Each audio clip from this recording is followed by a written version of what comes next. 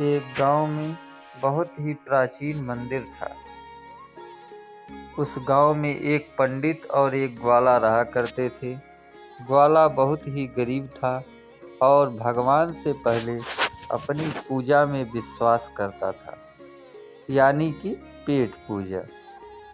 एक दिन आया जब पंडित सुबह 4 बजे ही उठ गया, क्योंकि वो दिन महाशिवरात्रि का था। उसने सोचा कि मैं सभी गांव वालों से पहले जल्दी मंदिर में जाकर भगवान शिव की पूजा करूंगा, तो भगवान शिव मेरी सभी मनोकामनाएं पूर्ण करेंगे। ये सोच वह सुबह 5 बजे ही शिव मंदिर में जाकर पूजा पाठ करके अपने घर आ गया। अब बारी थी ग्वाले की।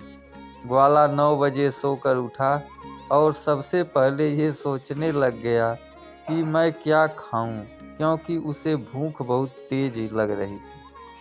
अपने खाने के लिए वो एक पेड़ पर चढ़कर बैठ गया और हिरन का इंतजार करने लग गया कि वो कब आएगा और उसका शिकार करूंगा। पेड़ पर बैठा बैठा वो ग्वाला कुछ बोर होने लग गया और पेड़ के पत्ते तोड़ तोड़ कर नीचे डालने लगा। उसे यह बिल्कुल भी पता नहीं था कि वह जिस पेड़ पर बैठा है वो बेल पत्ते का पेड़ है और उसी पेड़ के नीचे शिवलिंग भी रखा हुआ है। वो शाम तक यही काम करता रहा और न तो उसने कुछ खाया और न ही उसे कोई शिकार ही मिला। इस तरह से उसका पूरा दिन का व्रत हो गया और साथ ही उसने सबसे ज़्यादा भगवान शिव की पूजा भी की, जिस कारण से भगवान शिव उससे प्रसन्न हो गए और उसके सामने प्रकट होकर उसे वरदान मांगने को कहा। उधर ब्राह्मण की पत्नी ने कहा कि तुम्हें ऐसी पूजा से क्या लाभ जब तुम्हें भूखा ही सोना है। ब्राह्मण कहता है कि पूजा कभी व्यर्थ नहीं होती। यह कहकर वह रोज की तरह अपने काम के सिलसिले में बाहर चला जाता है।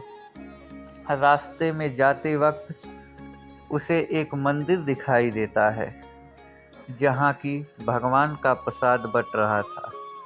वह प्रसाद लेता है और प्रसाद लेकर वह घर चला आता है।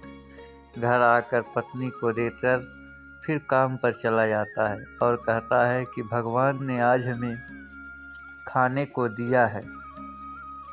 उसके बाद वह फिर काम पर चला जाता है। रास्ते में उसे एक साधु बाबा मिलते हैं। वह साधु बाबा को अपनी सारी समस्या बताता है।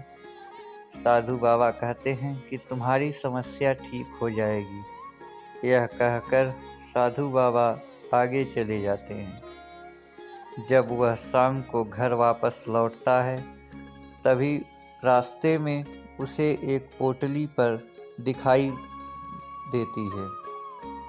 रास्ते पे गिरी हुई पोटली जब वह उठाता है तो उसमें बहुत सारा सोना चांदी भरा रहता है और वह पोटली लेकर जब घर जाता है तो वह देखकर उसकी पत्नी खुश हो जाती है और दोनों भगवान का शुक्रिया अदा करते हैं।